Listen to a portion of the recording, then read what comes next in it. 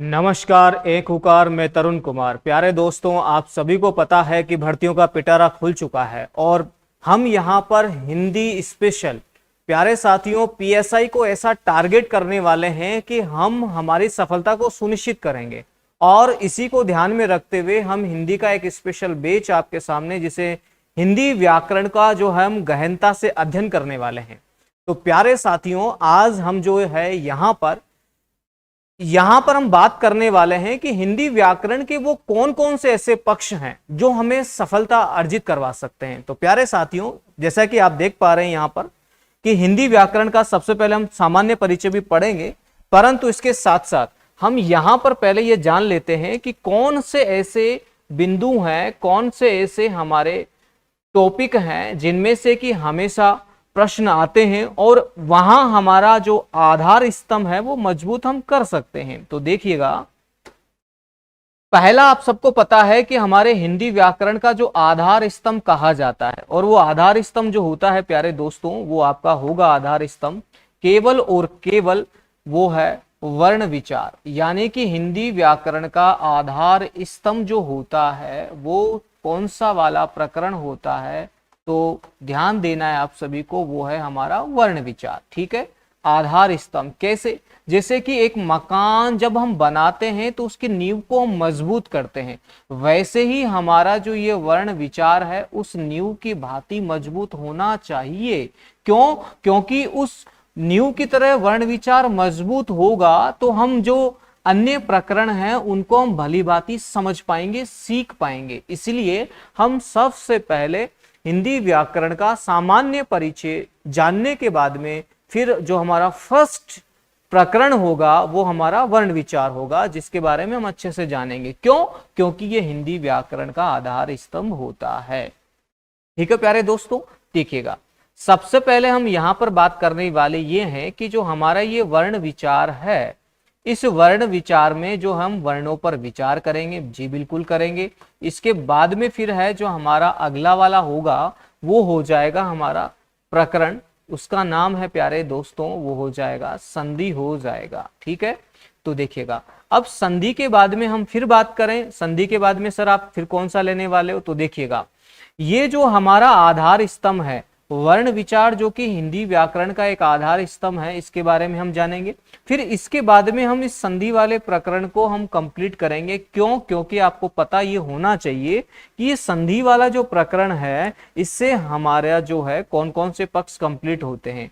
इससे आपकी एक तो वर्तनी शुद्धि अच्छे से कंप्लीट हो जाएगी, यानी कि वर्तनी शुद्धि के बारे में आपको एक शुद्ध जानकारी मिलेगी। साथ ही साथ अब हम बात करें कि सर वर्तनी शुद्धि के बाद में और हमें क्या सीखने को मिलेगा।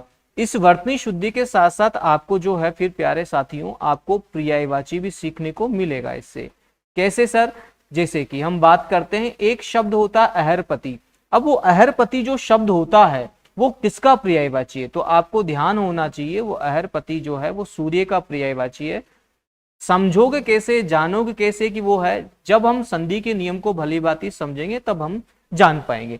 आपको मैं ये और बता देता हूं कि जो संधि है उसको हम बड़े ही ठीक है ट्रिकी अंदाज में जानेंगे। क्यों? क्योंकि यहां पर जो है मैं आपको फिर बताने वाला हूं कि हिंदी को हम पढ़ेंगे नहीं, हिंदी को हम इस प्रकार से सीख लेंगे ताकि हमारी जो है जिंदगी के साथ साथ हमारी जो है सफलता भी सुनिश्चित हो जाएगी। ठीक है, तो यहां पर विशेष रूप से संधि से जो प्रकरण हमारा जो मजबूत होता है वह मुख्यतः रूप से ये दो होते हैं। फिर इसी के साथ में फिर कौन से हो जाते हैं सर? तो इसके साथ में फिर मैं कहूं आपसे कि आपके जो विलोम शब्द होते हैं, जिन्हें हम विपरीतार्थक भी कहते हैं या विपर्याय भी कहते हैं, तो हमारे वो विलोम शब्द भी अच्छे से क्लियर हो जाएंगे। विलोम शब्द के बाद में फिर मैं बात करूं तो इसी से आपको जो जानकारी मिलेगी वो युग्म शब्द की भी आपको जानकारी ही मिल जाएगी। ठीक है, जिन्हें हम समश्रुति भिन्नार्थक शब्द भी कहते हैं। ठीक है भैया, फिर अब हम इसके बाद में सिर्फ हमारा जो फिर अगला वाला टॉपिक होगा जिसे हम प्रकरण कहते हैं वो कौन सा वाला होगा? तो संधि के बाद में फिर हम ले लेंगे समास। क्यों लेंगे? क्योंकि समास में हमारा जो है इसमें कई बार प्रश्न पूछ लिया जाता है कि वह कौन सा ऐसा समस्त पद है जिसमें संधि और समास दोनों निहित है। तो संधि के बाद में हम समास को हमें यहाँ पर सीखना होगा, जानना होगा। प्यारे साथियों, वर्तमान परिप्रेक्ष्य की मैं बात करूं तो अभी जो है शब्द रचना से संबंधित प्रश्न बहुतायत रूप से पूछे जा रहे हैं। अभी हाल ही फिलहाल में जो कि डिप्टी जेलर का पेपर हुआ है, उसमें आपने देखा होगा कि टेक्निकल ऑफ ग्लॉसरी वर्ड, जिसे हम मानक पारिभाषिक शब्दावली कहते हैं, इससे संबंधित जो है प्रश्न बहुतायत रूप से देखने को मिले हैं। साथ ही साथ हम बात करें कि लोकोक्ति और मुहावरे, जो पुराने ढर्रे वाले जो प्रश्न थे, वो तो ये मान के चलिए कि आरपीएससी और अधीनस्थ बोर्ड जो है वो ये कह रहा है कि भैया कि आप पुरानी मानसिकता के साथ में, पुरानी विचारधारा के साथ में यदि आप प्रश्न पत्र की तैयारी कर रहे हैं तो आप किसी गलतफहमी में जी रहे हैं। अब आपको अपने आप में संशोधन करना होगा, एक नया तौर तरीका सलीके को अपनाना होगा। तो प्यारे साथियों, यदि आप सफलता को सुनिश्चित करना चाहते हैं तो आपको मेरी कई भी बातों पर विशेष ध्यान देना होगा। और वो जो है मैं आपको बता दूं कि यहां हम जो है डे बाय डे, ठीक है, आज तो हमारी परिचयात्मक कक्षा है, मैं यहाँ पे कहूँ आपको, परिचयात्मक का मतलब है कि हम हिंदी के बारे में और व्याकरण के बारे में जानेंगे और सिलेबस के बारे में जानेंगे, तो हमारी ये परिचयात्मक कक्षा हो गई है। यहाँ पर जो हम डे बाय डे हम बात कर रहे हैं, यहाँ पर तो हम किसके बारे में, तो भैया हम यहाँ पर निश्चित रूप से कुछ पर्यायवाची हैं उनके बारे में भी हम जानेंगे, ठीक है। और हम बात करें कि फिर पारिभाषिक शब्दावली है, उन पारिभाषिक शब्दावली के बारे में भी हम जानेंगे ही जानेंगे, ठीक है। फिर हम बात करें कि सर पारिभाषिक शब्दावली के बाद में फिर आप हमें क्या बताने वाले हो, तो भैया पारिभाषिक शब्दावली के बाद में जो है जब मेरा रोजाना जब वक्तव्य होगा तो उस वक्तव्य में मैं कुछ मुहावरों का प्रयोग करूंगा, मैं किन्हीं लोकोक्तियों का प्रयोग करूंगा। तो लोकोक्ति और मुहावरे जो है वो वर्तमान में आपको मैं बता दूं काफी उच्च स्तरीय आ रहे हैं।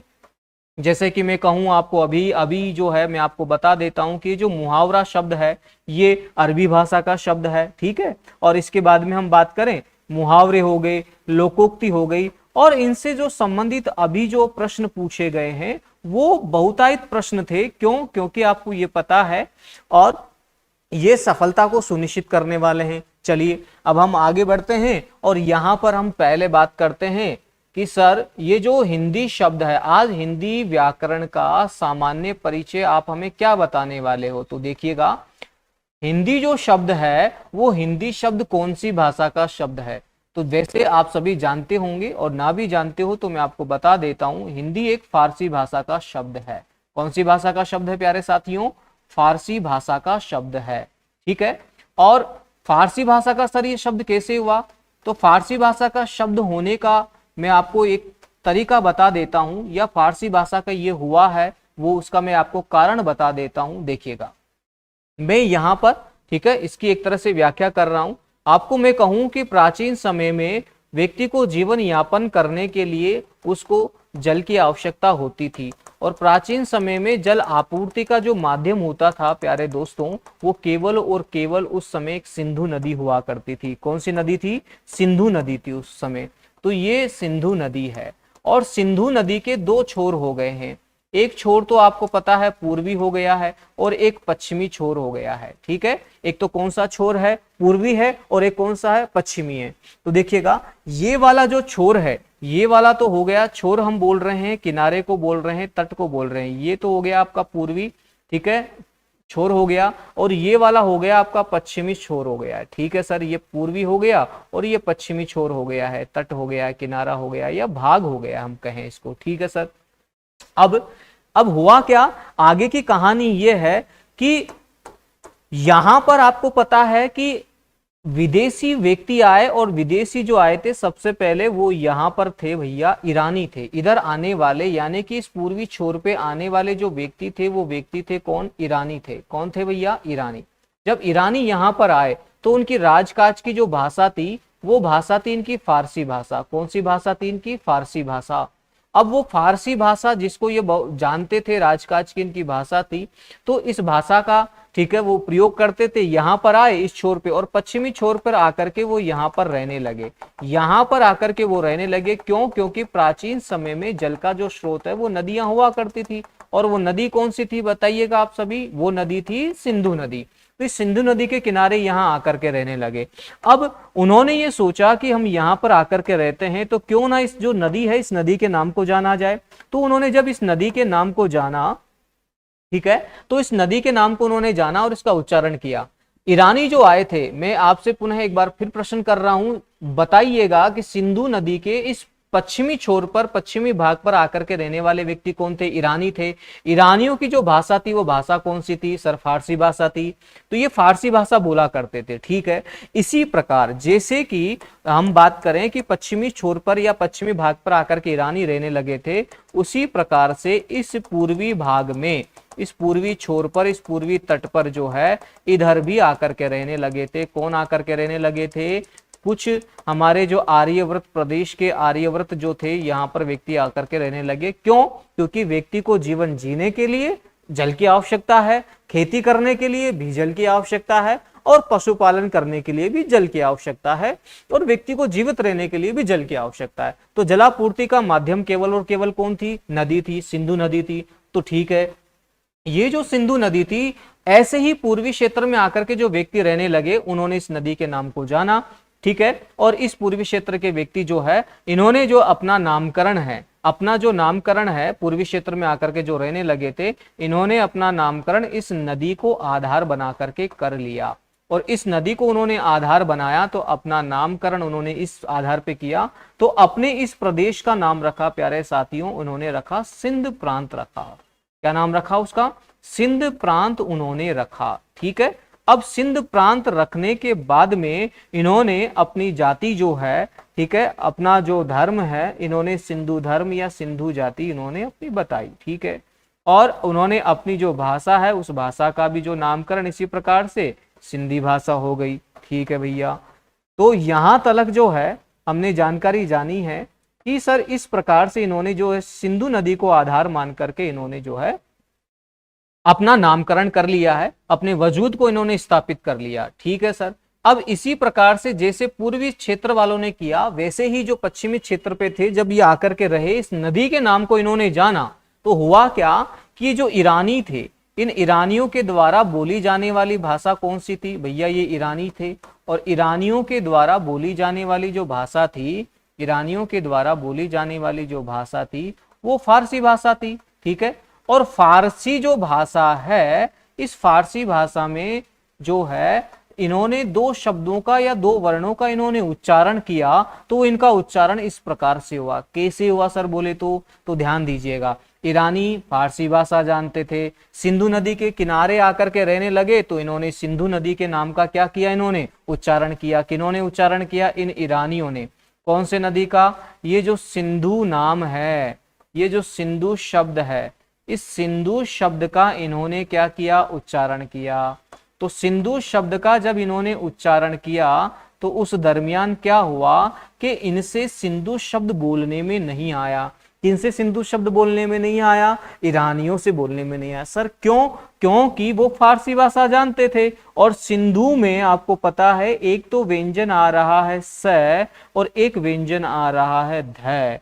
तो जब ईरानियों ने स व्यंजन का और इस ध व्यंजन का उन्होंने उच्चारण किया, तो वो श और ध का उच्चारण नहीं कर पाए। श का उच्चारण किया तो उनके मुख से जो है की ध्वनि निकली, अभिव्यक्त हुई, और ध का उच्चारण किया तो उनके मुख से जो है वो द की ध्वनि अभिव्यक्त हुई, यानी प्रकट हुई। उन्होंने बोला स तो मुंह से निकला है, उन्होंने बोला ध तो मुंह से निकला द। तो जब ईरानियों ने पहली बार सिंधु शब्द का उच्चारण किया, तो उनके मुंह से निकला हिंदू, और इसी प्रकार से धीरे धीरे जो है शब्द की प्रकृति चेंज हो गई, और फिर सिंध से बन गया हिंद, और फिर सिंधी से बन गया हिंदी। अर्थात ये जो हिंदी शब्द है ये ईरानियों की देन है, क्योंकि ईरानियों की भाषा कौन सी थी? फारसी भाषा। इसीलिए इस हिंदी शब्द को जो है फारसी भाषा का शब्द कहा जाता है। क्यों? क्योंकि फारसी भाषा कौन जानते थे?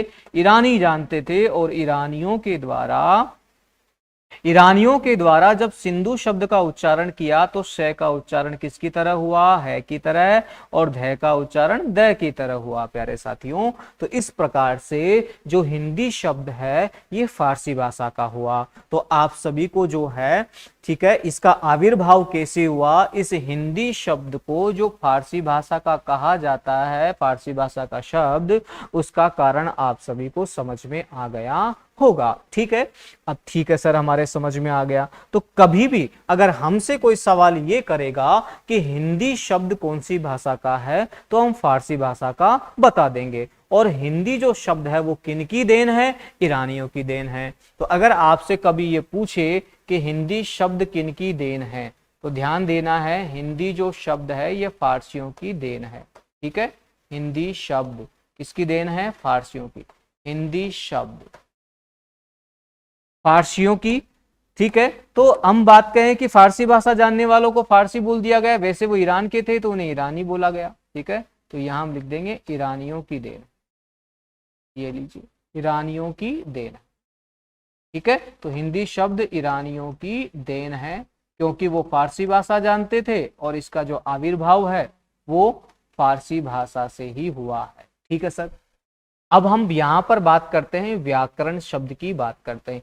हिंदी शब्द का तो हमने सामान्य परिचय जान लिया है सर, अब बात है यहाँ पर व्याकरण शब्द की, हम यहाँ पर चर्चा करते हैं। ठीक है, तो ध्यान देना है आप सभी को, ये जो व्याकरण शब्द है, ये व्याकरण शब्द की व्युत्पत्ति किन से हुई है? तो आइए जरा हम जानते हैं, इस व्याकरण शब्द के बारे में भी हम अच्छे से जान लेते हैं। ये व्याकरण शब्द हमने लिखा है, तो व्याकरण शब्द की व्युत्पत्ति, ये व्याकरण। ध्यान रखना, जब भी कोई भी एक महत्वपूर्ण शब्द होता है उसे हमेशा एकल उद्धरण चिन्ह में बंद किया जाता है, जिसे हम इंग्लिश में इन्वर्टेड कोमा बोलते हैं। तो व्याकरण शब्द की व्युत्पत्ति। अब हम जो है किसकी व्युत्पत्ति के बारे में जानेंगे? व्याकरण शब्द की व्युत्पत्ति, यानी कि इसकी जो है संरचना कैसे हुई है। व्युत्पत्ति का मतलब है इसकी संरचना कैसे हुई है, वो हमें जानना है। तो प्यारे साथियों, मैं आपको बता दूं कि व्याकरण शब्द है, इसकी व्युत्पत्ति के पीछे संस्कृत भाषा का बहुत बड़ा योगदान है। और वो योगदान किस प्रकार से है, आइए हम जानते हैं। देखिएगा, ये जो व्याकरण शब्द है, ये व्याकरण शब्द बना कैसे? तो देखिएगा, मैं आपको यहाँ बता देता हूं कि ये जो व्याकरण शब्द है, ये व्याकरण जो शब्द है, ये एक तो वी उपसर्ग से बना है। ये हो गया वी उपसर्ग हो गया है। वी के बाद में हम बात करें, एक आ उपसर्ग होता है। ठीक है, और आ के बाद में जो है इसमें प्रयोग हुआ है, वो प्रयोग हुआ है क्री धातु का। कौन सी धातु का? क्री एक धातु है, इस धातु का प्रयोग हुआ है। और फिर हम बात करें कि सर इसमें प्रत्यय कौन सा है, तो प्यारे मित्रों, इसमें जो प्रत्यय है वो ल्युट प्रत्यय है। कौन सा प्रत्यय है? इसमें ल्युट प्रत्यय है, जो कि हिंदी में अभी जब इसकी रूपाकृति की हम बात करें, हिंदी में जब ये आया तो हिंदी में जो है हम बात करें, ये प्रत्यय जो है प्यारे साथियों, यहां हम अन प्रत्यय, ये यानी कि लुट जो प्रत्यय है, ये हमारे हिंदी में अन प्रत्यय के रूप में यहां पर जाना जाने लगा है। ये अन प्रत्यय है, तो ध्यान देना है। ल्युट प्रत्यय जो है हिंदी में किस नाम से जाना जाता है? अन के नाम से जाना जाता है। और ये जो अन प्रत्यय है, इसका संस्कृत भाषा में रूप क्या था? तो ध्यान देना है, ल्युट था। ठीक है, तो धातु कौन सी हो गई है? क्री धातु हो गई है। उपसर्ग कितने हैं भैया? व्याकरण शब्द में उपसर्ग कितने हैं? तो ध्यान देना है, 2 उपसर्ग है। प्रथम उपसर्ग वी हो गया, द्वितीय उपसर्ग कौन सा हो गया है? तो यहां आपको बताना होगा सर आ उपसर्ग है। तो ये दोनों के दोनों उपसर्ग हैं। क्यों? क्योंकि मूल पद के प्रारंभ में आने वाले जो शब्दांश होते हैं उन्हें ही हम उपसर्ग कहते हैं।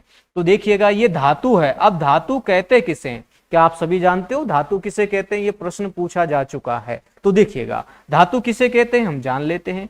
क्रिया का मूल रूप, क्रिया का जो मूल रूप होता है, ये ध्यान देना है, क्रिया का मूल रूप जो है वो धातु कहलाती है। क्रिया का कौन सा रूप? क्रिया का मूल रूप धातु कहलाती है। ये आप सभी के समझ में आ गया होगा। अगर हमारे से इंटरव्यू में सवाल पूछा जाए तो हम बता सकते हैं कि क्रिया का मूल रूप धातु कहलाती है। ठीक है, चलिए हम यहां पर भी जान चुके हैं। मैं आपको फिर कह रहा हूं, यहां हम गहनता से अध्ययन करने वाले हैं। बारीक से बारीक आपको जो है विषय वस्तु के बारे में ज्ञानार्जन करवाया जाएगा। साथ ही साथ हम यहाँ पर लिखित परीक्षा को तो हम अटेम्प्ट करेंगे ही, लिखित परीक्षा को तो हम अच्छे से जो है पास आउट करेंगे, परंतु यहाँ हम लिखित परीक्षा की तैयारी के साथ साथ आपकी इंटरव्यू की भी तैयारी भली भांति हो जाएगी, क्योंकि मैं इसी प्रकार से आपको लेकर के चलने वाला हूं। तो देखिएगा, ये जो ल्युट प्रत्यय है, ये ल्युट प्रत्यय जो है आप सभी को पता होना चाहिए, ये ल्युट प्रत्यय संस्कृत भाषा का है। कौन सी भाषा का है? संस्कृत भाषा का है। ठीक है, तो संस्कृत भाषा में रूप जो था, संस्कृत भाषा में रूप या संस्कृत भाषा में प्रयुक्त हुआ था ये वाला प्रत्यय। ठीक है, और ये जो अन प्रत्यय है, ये अन प्रत्यय आपके हिंदी भाषा में प्रयुक्त हुआ है। ठीक है, तो हिंदी भाषा में इसी का ये हिंदी भाषा का हो गया। तो ठीक है सर, अब हम समझ चुके हैं कि अगर हमसे पूछा जाए कि ये जो अन प्रत्यय है ये ल्युट का ही जो है वर्तमान रूप है और इसका प्राचीन रूप जो है वो ल्युट है। ठीक है सर, अब हम आगे बढ़ते हैं और यहां पर जो है इसका रूप बना है। तो हम जान चुके हैं कि व्याकरण शब्द की व्युत्पत्ति दो उपसर्ग से, एक धातु से और एक ल्युट प्रत्यय से हुई है। ठीक है सर, अब हम यहां पर यह जानते हैं कि व्याकरण जो शब्द है इस व्याकरण में लिंग कौन सा है। ठीक है, बहुधा बार ये प्रश्न पूछा जा चुका है और मैं आपको फिर बता दूं, साक्षात्कार के दृष्टिकोण से ये बहुत ही महत्वपूर्ण है। व्याकरण शब्द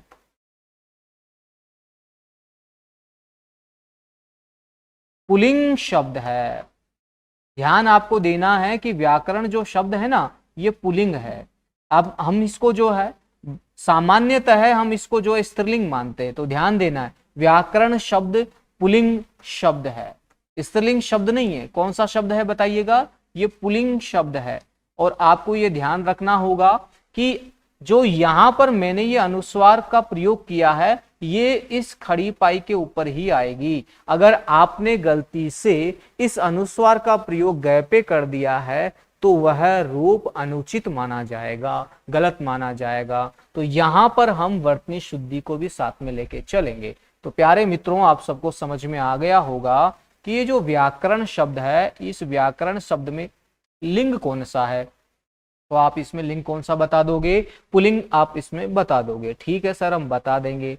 अब हम बात यहां पर यह करते हैं कि व्याकरण कहते किसे हैं, व्याकरण क्या है। तो ध्यान देना है कि व्याकरण जो है, यहां हम बात करते हैं व्याकरण जो है कि नियमों से बना एक शास्त्र है। ठीक है, नियमों का एक कानून है हम कहें तो। यहाँ पर व्याकरण जो है एक तरह से हम कहें तो ग्रंथ है। और किसका ग्रंथ है बताइएगा? नियमों का। तो हम यहां लिख देते हैं नियमों या यहां पर मैं इसको लिख देता हूं नियमबद्ध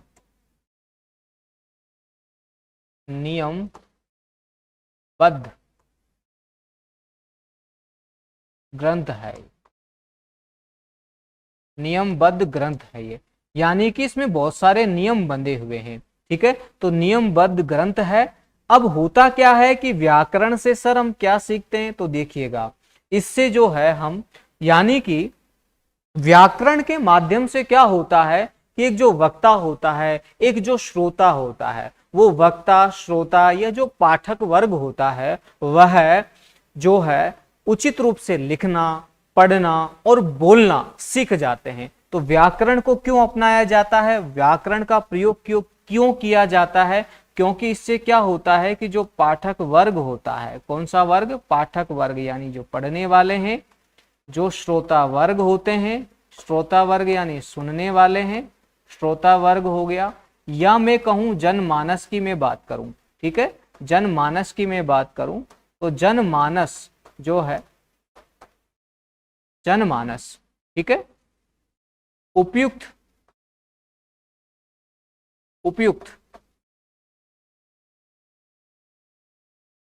रूप से लिखना, उपयुक्त रूप से लिखना, पढ़ना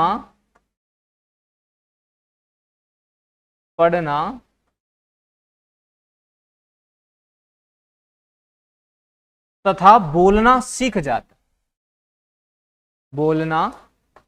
जाते हैं।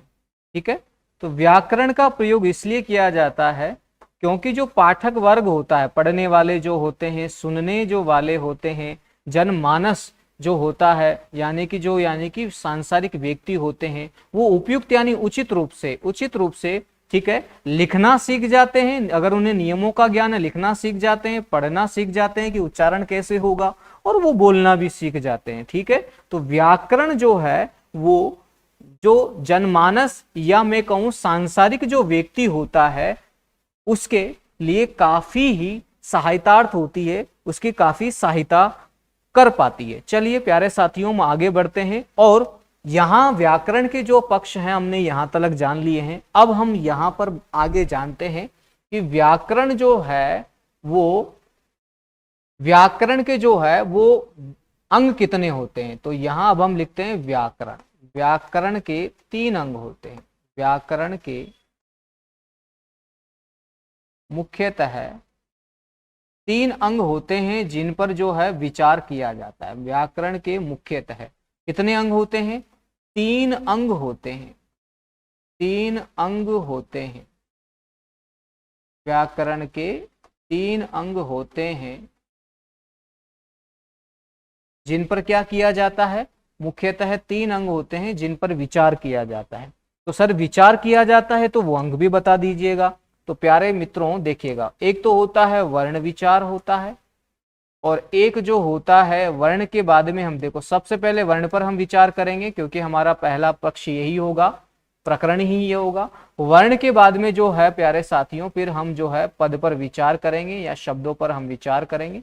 पद कह दीजिए, क्योंकि स्वतंत्र जो रूप होता है वह तो शब्द कहलाता है, और व्याकरणिक नियमों में बंधा हुआ जो शब्द रूप होता है उसे हम जो है पद विचार कहते हैं। ठीक है, फिर हम बात करते हैं, फिर इसके बाद में जो आता है अंतिम जो विचार किया जाता है, और आपको पता है पदों से क्या बनता है? वाक्य बनता है, और जो अंतिम पक्ष होता है वो वाक्य होता है, अर्थात वाक्य पर विचार किया जाएगा। ठीक है, तो यहां तक तो हम जान चुके हैं। तो ये व्याकरण से संबंधित और हमने हिंदी शब्द से संबंधित जो सामान्य परिचयात्मक जो कक्षा है या परिचयात्मक जो रूप था उसको हमने भली भांति जान लिया है। तो देखिएगा यहां तक तो हमने जाना ही जाना है। अब मैं आपको कुछ बातें जो है वो मैं बता देता हूं।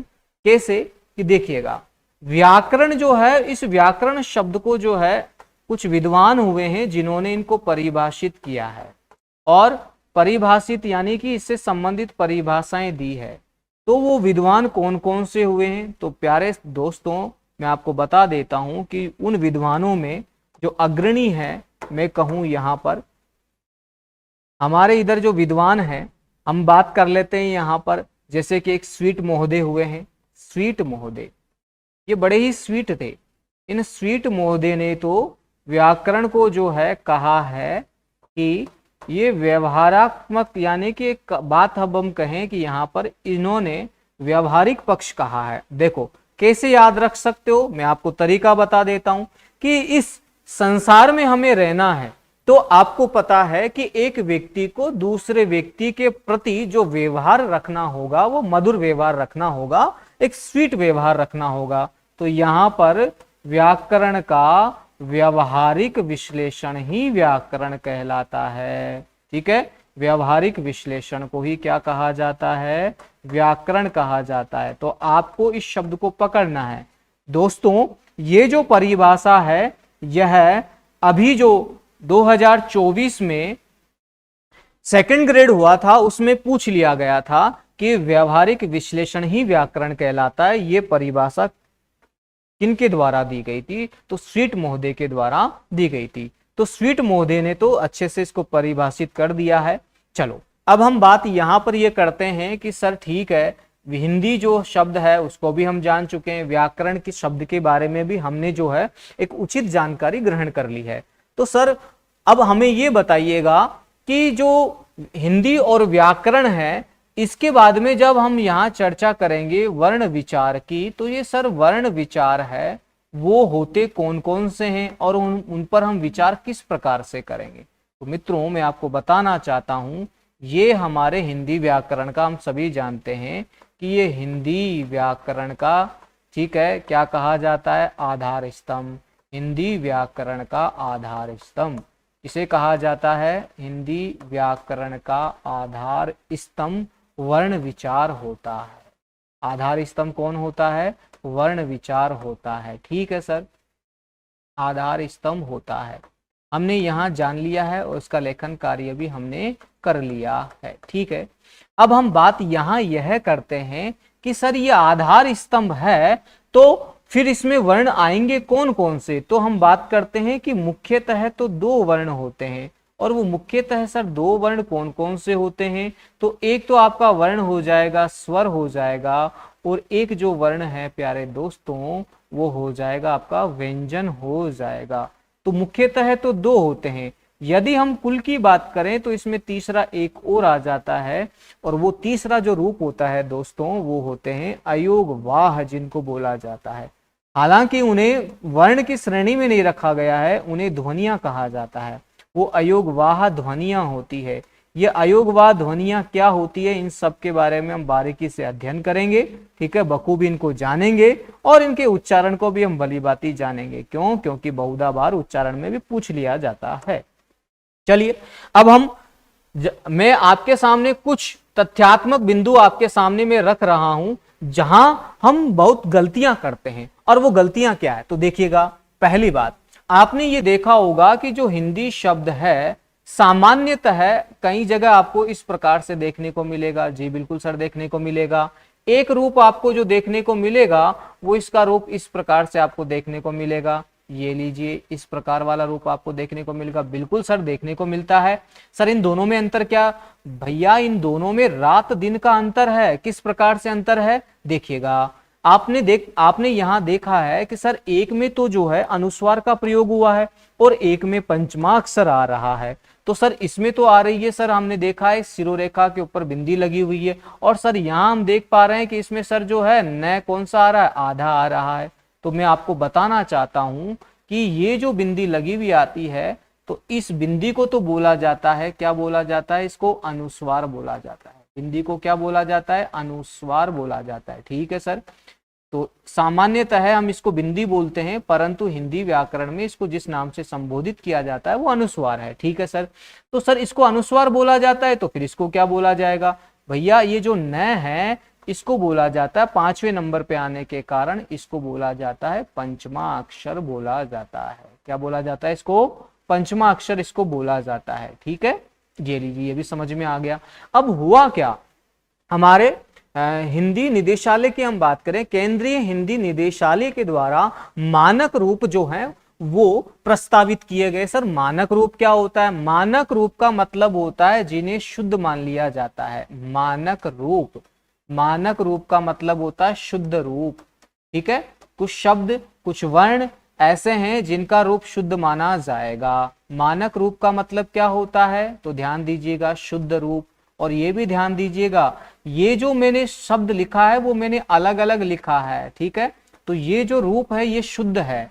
सर कैसे, ये मानक शब्द का अर्थ क्या होता है, पहली बात तो सर मानक शब्द का अर्थ हो जाएगा शुद्ध रूप को ही जो है मानक रूप कहा जाता है। ठीक है, अब हुआ क्या, वर्तमान परिप्रेक्ष्य की हम बात कर लेते हैं यहाँ पर कि जो हमारे व्यंजन हैं, और ये जो व्यंजन है जैसे कि हमने बात करी, यहाँ पर मैंने आपके समक्ष जो है ये व्यंजन का जो रूप है वो मैं आपके सामने यहाँ पर लिपिबद्ध कर देता हूँ, और मैंने आपको उसको लिपिबद्ध कर दिया है। ठीक है, इसी दरमियान में आपके सामने जो है च वर्ग का रूप भी लिख देता हूं, और जैसे ही मैंने ये च वर्ग का रूप लिखा है तो इसका अंतिम रूप भी आपके सामने आ गया है।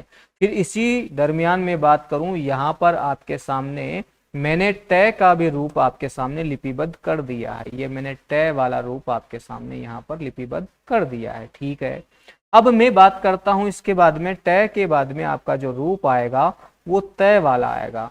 तो ये मैंने तय वाला रूप भी यहाँ पर लिपिबद्ध कर दिया है। ठीक है, अब मैं यहाँ पर अंतिम जो रूप लिखने वाला हूँ वो अंतिम रूप हो जाएगा आपके यहाँ पर प वाला हो जाएगा।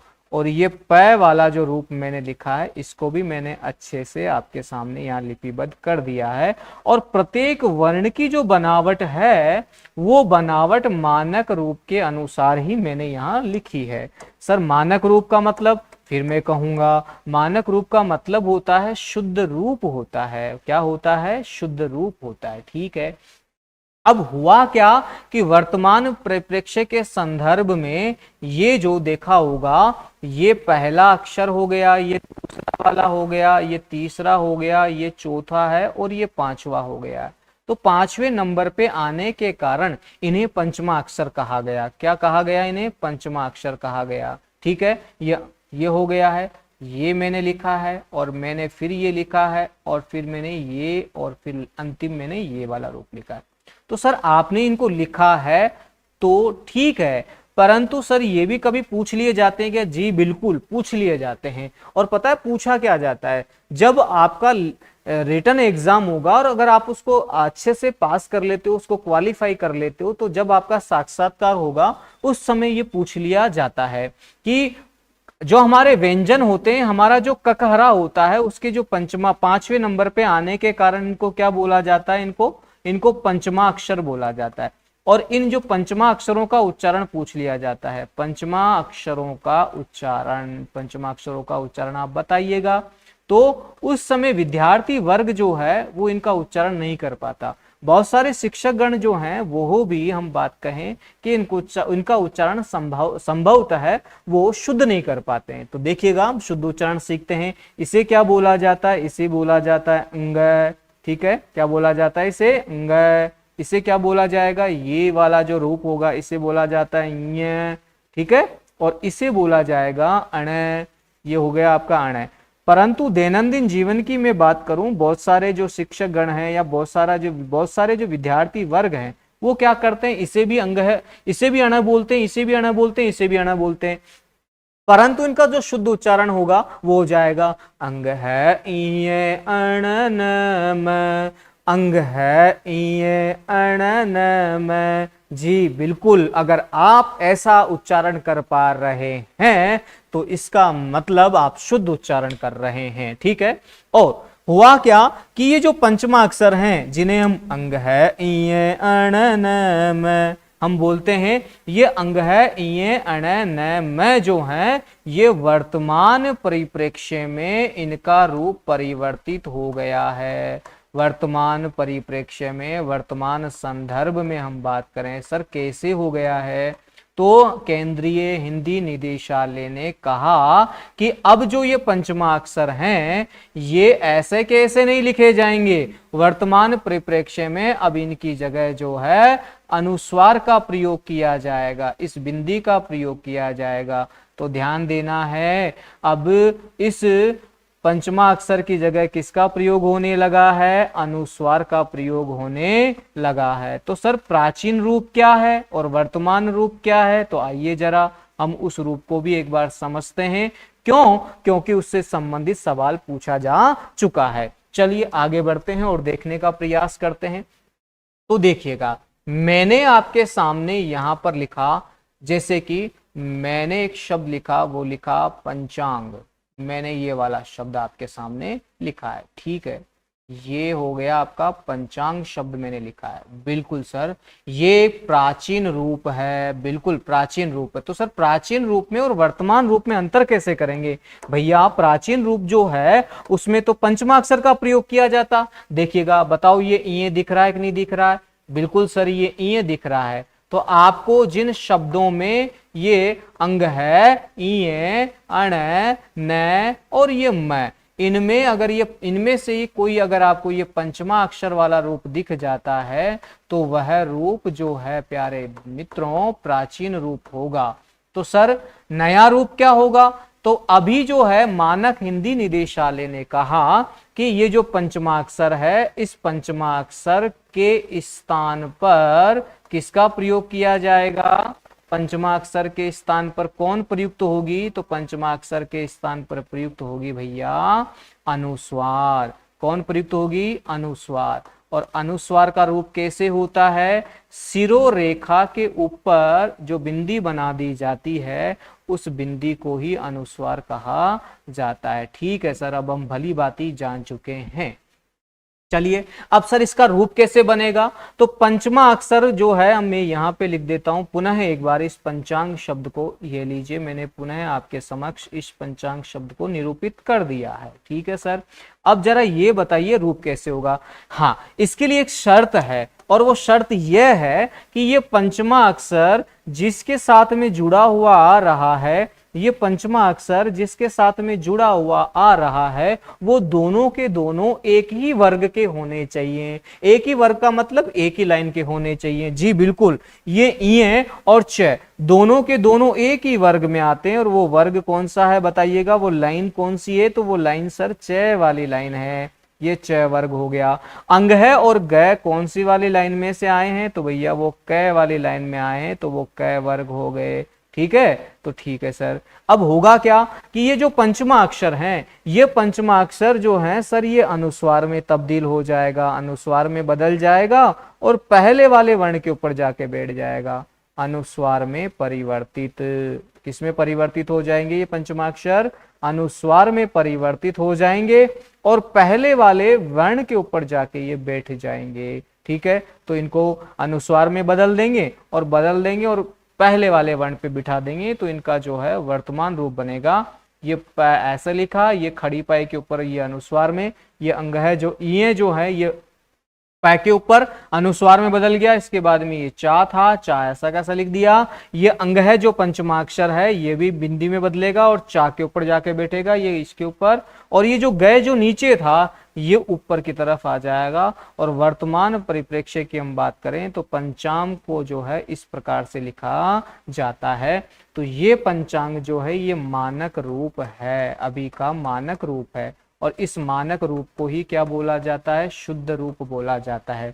मानक रूप ही क्या होता है? शुद्ध रूप होता है। ठीक है, तो प्यारे मित्रों आज हमने जो है, ठीक है, हिंदी शब्द की जो व्युत्पत्ति है, हिंदी शब्द कौन सी भाषा का शब्द है वो हम जान चुके हैं। ये हिंदी शब्द जो है फारसी भाषा का कैसे हुआ वो हम कारण जान चुके हैं। व्याकरण शब्द की व्युत्पत्ति कैसे हुई है वो हम जान चुके हैं। व्याकरण के साथ साथ जो है दैनंदिन जीवन में हम जो गलतियां करते हैं उन गलतियों के बारे में हम जान चुके हैं। व्याकरण जो है कहते किसे हैं, व्याकरण की परिभाषा जो अभी विगत भर्ती परीक्षा में आई है स्वीट मोदी के द्वारा क्या दी गई थी उस शब्द के बारे में हम जान चुके हैं। व्याकरण के जो अंग हैं वो कौन कौन से होते हैं वो जान चुके हैं। और वर्तमान समय में पंचमाक्षर के स्थान पर जो है अनुस्वार का प्रयोग होने लगा है वो हम जान चुके हैं। और प्रत्येक वर्ग के 5वें नंबर पे आने वाले पंचमाक्षरों का उच्चारण कैसे होता है वो साक्षात्कार के दृष्टिकोण से बेहद इंपॉर्टेंट था, जो मैं आपको बता चुका हूं। तो प्यारे दोस्तों आज हमने तो महत्वपूर्ण बातें जानी है और बाकी जो है कल हम नए सिरे से नई जानकारी के साथ में फिर मिलते हैं। तब तक के लिए जय हिंद, जय भारत प्यारे साथी।